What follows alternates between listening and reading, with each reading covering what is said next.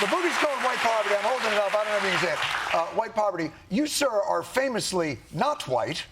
Well, so why write White Poverty? Well, actually, I come from Caucasian, Black, and Tuscaroran descendant. Oh, wow. So, and my people were free people in eastern North Carolina. There are a lot of those communities. And so in some ways, this book is me. And so to deny any part of my reality would be to deny myself. But here's the problem I'm concerned about. The way we measure poverty in this country is not only a lie, but I can say on this show, it's a damn lie. Sir, you can do more than that if you want. Oh, okay. We got plenty more room, room for that. Well, yeah. I only use the ones that are approved by the Bible. Okay. You're reverent. But we use the official poverty measure says that poverty, if you make above $13,000 a year, you're not poor. If you make above about $13,000 a year, you're not poor. You're kind of in the lower middle class. When was the last time they adjusted? Well, it's been since the 60s, really, in some ways. And so what happens with that is we marginalize poverty, and then we racialize it. Whenever we have a brief discussion about poverty, because we very seldom have it in the news, in political arenas, we put up a black woman on welfare, which racializes and demeans black people, but then it dismisses tens of millions of white poor people. You write there's 66 million? 66 million. Of the 135 million poor and low-wage people in this country, 60% of black people are poor and low wage. That's 26 million, 30% are white, but that's 66 million, 40 million more. Right. This book says we need to face all of our poor and recognize that we have something what Desmond, who's an author out of Princeton, calls poverty by America. Not the poverty in America, but the particular kind of poverty by America that's unnecessary and abolishable, because it makes no sense. In the richest nation in the world, we have over 135 million poor and low-wage people, over 41% of our population, and over 50% of our children. And it's unnecessary. So white poverty says, we're not playing the game anymore. Let's not look at this through the prism of race. Let's look at it through class. And do you think that division was a purposeful one? I think so. And to expand race, you have to deal with race in America. But what you cannot allow someone to do for something this serious, where 295,000 people are dying a year from poverty and low wage. How many? 295,000, 800 people a day. Are dying. Recent from poverty. From what they would consider poverty. Like, poverty is the fourth leading cause of death in the country. Higher than respiratory disease. Higher than gun violence. I imagine it even impacts respiratory disease, because if you're low wage and you're living in an area, chances are the pollution and the toxins are probably higher where you live. All of those things. Right. And so here we have something that's the fourth leading cause of death, 800 people a day. When 7 people died from vaping, it was a congressional hearing. It was presidential level. Right? Imagine if 800 politicians were dying a day. Oh, I have. Well, I can't do that. But my point is how everybody would be just up and out, or 800 middle-class people, or 800 wealthy people. You're talking about 100,000 people. That's clearly epidemic. Right. You just talked about crime. That's a crime. That's a form of, especially when it's unnecessary. It does not have to be. And entrenched. It seems in a lot of communities, it's a cloud that never lifts. Well, the thing about it is, John, it's in every community. See, that's the point we're making in the book.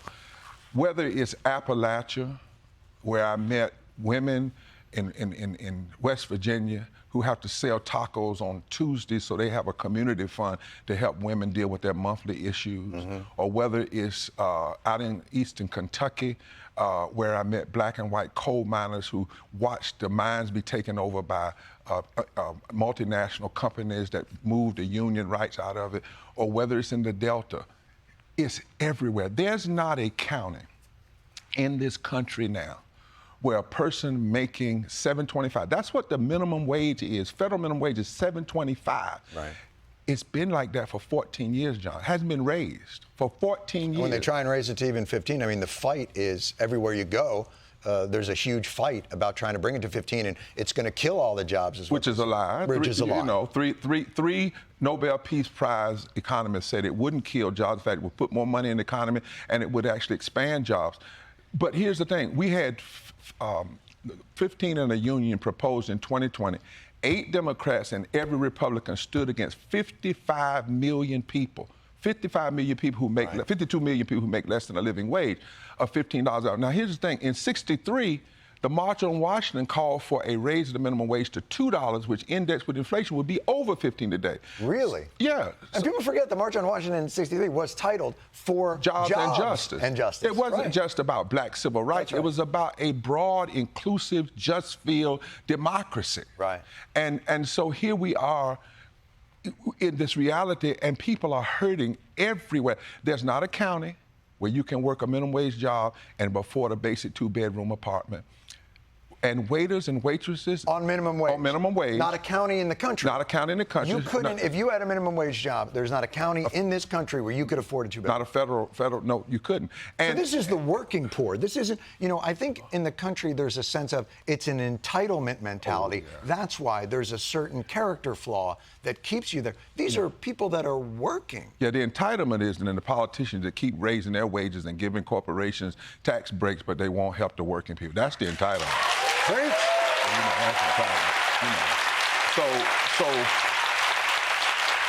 And we're talking about during COVID.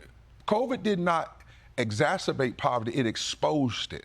Right. And what we did a study called The Death During COVID, and we found that whether you were in a poor county in West Virginia or a poor county in the Delta, poor people died at a rate 3 to 5 times higher during COVID because of their poverty, not because the germ somehow discriminated, but we did. Access to good health care. Well, 350,000 people died during COVID so far. One study said from the lack of health care. And if you don't face this, John, this is the point of the book. We have to face this. We have to look at it. We had 15 presidential debates in the last election. 40% of the adult population in poverty, 800 people dying a day. Not one debate was focused on it. We've not had an Oval Office discussion. Why don't politicians value what is an incredibly large population in many different, I'm sure, in swing states? So why don't they? Do poor people need better lobbyists? What is it that can be done to get a politician to listen? Well, I think that what we're saying now is we just had a study, I asked it to be done as a part of our movement, Waking the Sleeping Giant.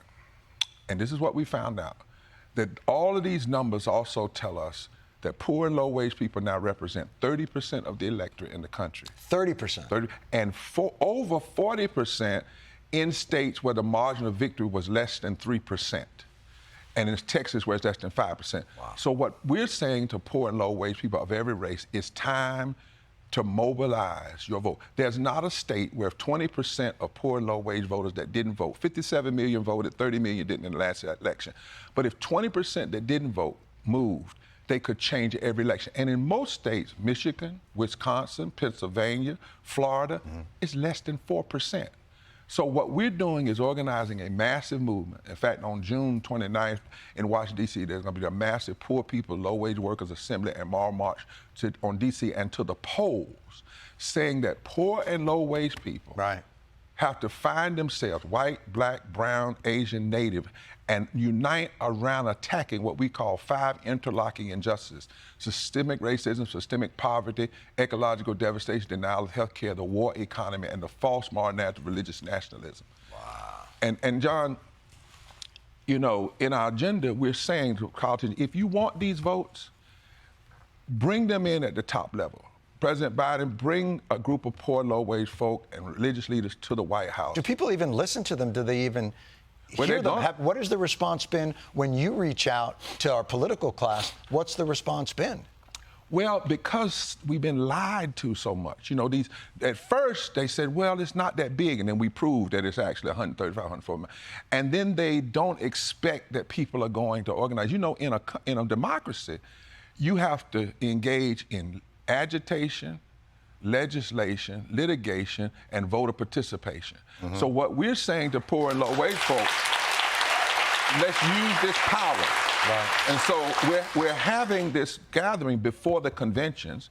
We're going to touch 15 million poor and low-wage voters with the facts on where people stay in a nonpartisan, where they stand on the issues, and say, let's mobilize. And because that's the true swing vote. Celinda Lake, who's a major pollster, says the truest, most powerful, biggest swing vote right now is poor and low-wage people. And you know, John, folk often ask me, and you and I have talked about this, does our current society require that things be like this? This was the real crux of the issue. Yeah. And what this book says is, well, it's kind of like putting your hand in an electric socket that's connected.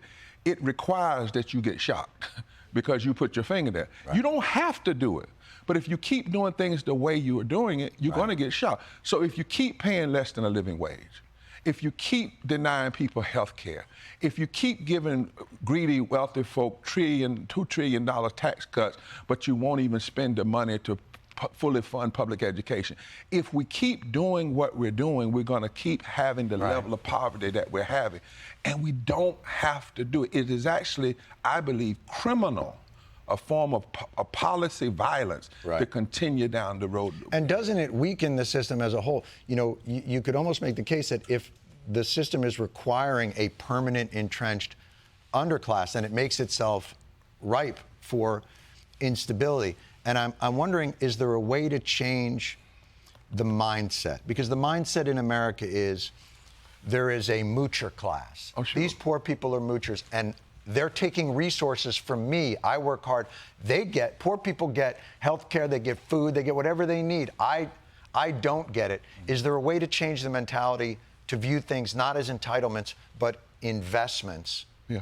And maybe to get labor not to be viewed as shareholders, that corporations have to view labor not as a means to an ends, but as shareholders in that, and can that change the dynamic? It can, but one of the first things that we believe we have to do, and we talk about moral fusion organizing, is first of all, we should be examining every policy not by the color of a president's hair or how many porn stars he touched or how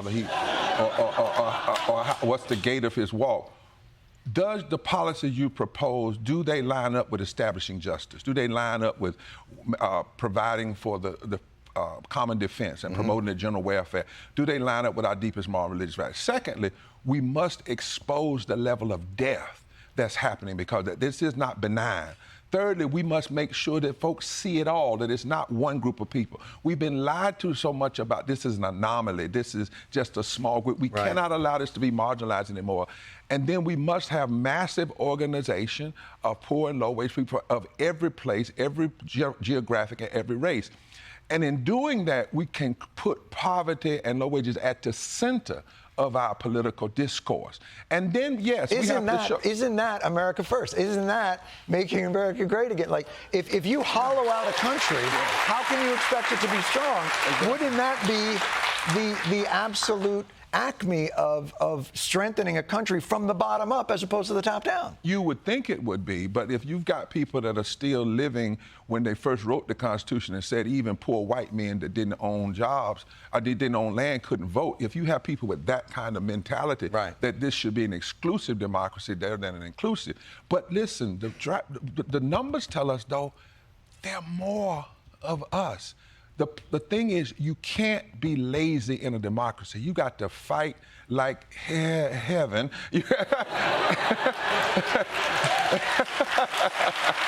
I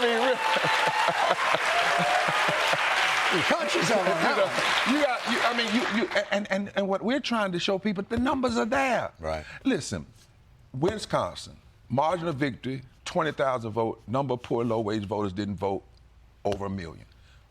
Didn't vote. Didn't vote. Michigan, 10,000 votes. The number of poor, low-wage vote, 1 million. Pennsylvania, 40,000 votes determined the president. Number of poor, low-wage voted did about 2 million. North Carolina, 160,000, over 1 million.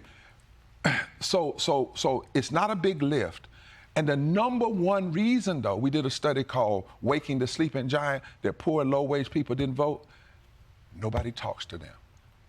Politicians don't go in those communities. I've gone in communities that people literally cry and say, Reverend Barber, nobody comes back here. And so what I say to them is, we're back here now, but let's mobilize to make sure they never forget you again, that they never forget you ever again.